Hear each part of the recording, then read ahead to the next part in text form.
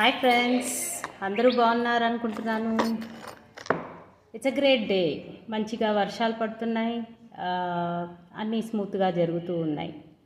So ఇవాళ topic ఏంటంటే మనం లో కాన్ఫిడెన్స్ నుంచి హై కాన్ఫిడెన్స్కి ఎలా వెళ్ళొచ్చు.